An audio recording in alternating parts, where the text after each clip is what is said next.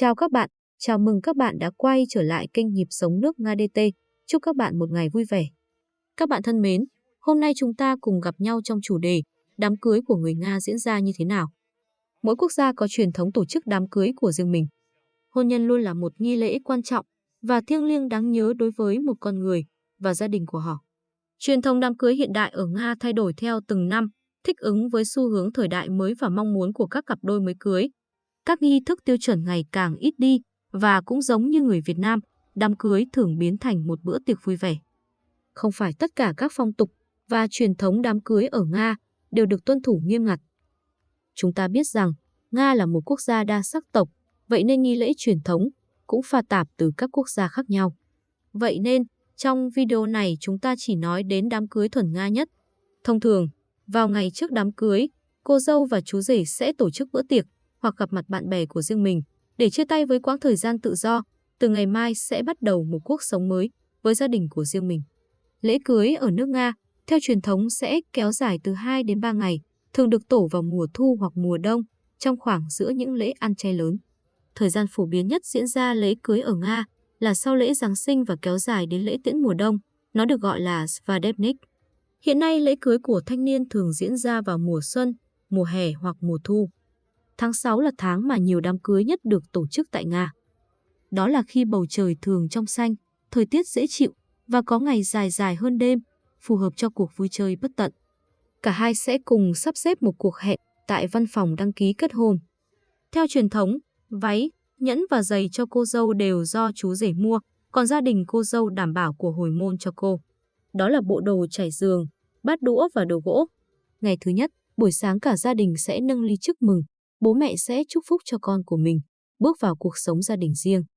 Sau đó sẽ trang điểm, mặc quần áo và đến đón cô dâu đến phòng đăng ký kết hôn. Khi đến đón cô dâu, chú rể phải vượt qua các vòng thử thách của các vị khách và cô dâu bằng một loạt các cuộc thi mà kết thúc là chú rể phải thanh toán cho tất cả những người tham dự bằng tiền hoặc quà. Tại phòng đăng ký kết hôn, cả hai sẽ cùng nhau ký trước mặt công chứng viên sau khi được hỏi có nhất trí thành vợ chồng của nhau. Sau đó công chứng viên sẽ trao giấy chứng nhận kết hôn, cả hai trao nhẫn cưới cho nhau và trao cho nhau nụ hôn đầu tiên của đời sống vợ chồng. Tục lệ làm lễ cưới tại nhà thờ cũng trở nên phổ biến hơn. Tuy nhiên theo luật pháp, nó chỉ có thể được tiến hành sau khi đã làm đăng ký kết hôn tại cơ quan chính quyền, tức là phòng hộ tịch. Lễ cưới là một nghi thức rất đẹp và xúc động. Khi đứng làm phép cưới, cô dâu chú rể xin thề sẽ luôn chung thủy lúc hoạn nạn cũng như lúc sung sướng. Người ta cho rằng sau đó đôi vợ chồng nhận thức sâu sắc hơn sự phụ thuộc vào nhau và sẽ sống với nhau trọn đời. Sau khi rời phòng đăng ký kết hôn và tham quan nhà thờ, cặp đôi mới cưới sẽ đi chụp ảnh và dạo chơi thỏa thích cùng bạn bè người thân, một vòng quanh thành phố.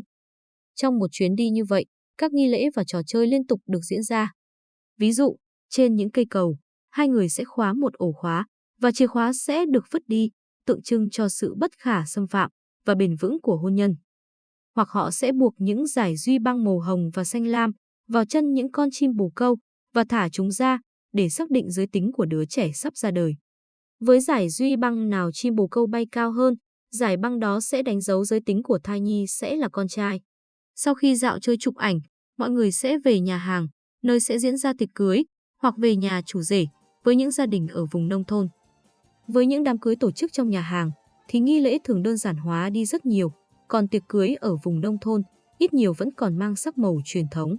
Khi đôi vợ chồng mới cưới về nhà chú rể, theo truyền thống, mẹ chú rể đón họ bằng bánh mì với muối.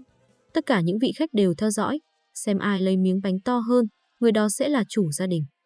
Bánh mì luôn được tôn sùng đặc biệt ở Nga, bởi đây là món ăn chính của người Nga. Nó luôn đi theo mỗi người Nga trong suốt cuộc đời. Một ổ bánh đám cưới, chỉ có những người phụ nữ khéo tay, tảo tần mới được phép làm. Các góa phụ đã ly hôn hoặc không có con, hoàn toàn không được phép làm công việc quan trọng này. Ai được tín nhiệm đều coi đây là vinh dự đặc biệt. Các cặp vợ chồng mới cưới hiện đại thì thích mua bánh làm sẵn hoặc đặt bánh theo ý thích. Thời nay, bánh cưới cổ truyền đã được thay thế bằng ổ bánh gato nhiều tầng, không có đám cưới nào là trọn vẹn nếu không có một bữa tiệc ngọt ngào. Một chiếc bánh cưới không chỉ là một món tráng miệng mà nó còn là một vật trang trí thực sự cho ngày lễ. Và đây cũng là một cơ hội tuyệt vời để nhấn mạnh cá tính và sở thích của từng cá nhân, bởi vì hiện nay Có rất nhiều lựa chọn cho thiết kế của nó, từ chiếc bánh nhiều tầng truyền thống, được trang trí bằng hoa và quả mọng, hoặc những bức tranh nghệ thuật trên bánh. Lễ cắt bánh thường được diễn ra vào cuối buổi tối, chiếc bánh được đưa ra trên xe đẩy, dưới ánh nến hoặc pháo hoa. Cô dâu và chú rể cùng nhau cắt miếng đầu tiên và cho nhau ăn, hoặc tặng cho cha mẹ của họ với những lời cảm ơn. Lần khiêu vũ đầu tiên, điệu nhảy đầu tiên của các cặp đôi mới cưới, là một truyền thống tuyệt vời. Nó giống như một điệu nhảy của tình yêu, và ngay cả khi ai đó quên động tác thì cũng không bị chê cười. Bởi đây là điệu vũ dành riêng cho đôi uyên ương. Cả hai đắm chìm tận hưởng sự dịu dàng, tình yêu dành cho nhau và trong nền nhạc yêu thích của mình. Tiếp đó là màn nhảy của cô dâu với bố của mình, là một trong những khoảnh khắc thú vị và đẹp nhất của lễ cưới. Một tục lệ không thể thiếu trong các lễ cưới đó là bó hoa cô dâu. Cô dâu sẽ đứng quay người lại, ném bó hoa về phía sau, nơi có các bạn đang còn độc thân của mình. Ai nhặt được sẽ có khả năng là người tiếp theo tổ chức đám cưới. Cũng có khi cô dâu sẽ cởi chiếc áo ngoài, ném vào chỗ các chàng trai độc thân, ai nhặt được cũng sẽ là chú rể tiềm năng. Ngọn nến gia đình, đây là một nghi lễ rất thú vị và đẹp của người Nga từ xa xưa. Các bạn trẻ yêu thích nó không chỉ vì vẻ đẹp, sự lãng mạn, mà nó còn mang một ý nghĩa sâu xa đặc biệt. Bản chất của nghi lễ này là cha mẹ cô dâu thắp một ngọn nến và truyền sang cho cô dâu chú rể, đồng thời nói lời căn dặn để làm sao giữ được sự êm ấm trong gia đình. Thông thường, các cặp đôi mới cưới sẽ mua một cây nến đẹp đặc biệt, thường là màu đỏ. Và cha mẹ sẽ truyền ngọn lửa của mình sang cho các con dưới những lời chúc đẹp đẽ của người dẫn chương trình. Người ta nói rằng, trong khó khăn có thể thắp lửa lên, bình yên sẽ về với gia đình, mọi muộn phiền sẽ qua đi. Bằng cách thắp ngọn nến cho các con, các bậc cha mẹ đã chấp nhận cả hai vợ chồng là con của mình và hứa sẽ yêu thương giúp đỡ họ trong cuộc sống. Đám cưới của người Nga thường chỉ gói gọn trong gia đình và những người bạn thân nhất, vậy nên đám cưới của người Nga thường không đông. Và chắc hẳn nhiều bạn sẽ hỏi rằng, người Nga có tặng phong bì không nhỉ? Xin trả lời với các bạn rằng, phong tục cũ của người Nga không tặng phong bì, chỉ tặng quà, thậm chí chỉ cần mang đến một cái thiệp chúc mừng. Tuy nhiên, hiện nay, người Nga cũng tặng phong bì, nhưng cả chủ và khách đều không coi trọng trong đó có bao nhiêu tiền, miễn vui là được. Còn gia đình bố mẹ cả hai bên có thể tặng hồi môn cho các con, nhưng không có cũng không sao. Người Nga không quan tâm, miễn sao cuộc vui kéo dài và tất cả vui vẻ. Ngày cưới thứ hai, không phải tất cả các cặp đôi mới cưới đều muốn tổ chức ngày thứ hai. Tuy nhiên, đa số người Nga đều muốn sau lễ cưới nên có những cuộc vui và tiệc vui vẫn nên tiếp tục. Trước đây, đám cưới được tổ chức trong một tuần, bây giờ theo phong tục chỉ tổ chức 2 ngày. Phong tục này cũng có thể bị hủy bỏ nếu các bạn trẻ không muốn kéo dài. Gia đình mới sẽ tiếp khách và chiêu đãi. Cô vợ trẻ trổ tài làm tiếp viên.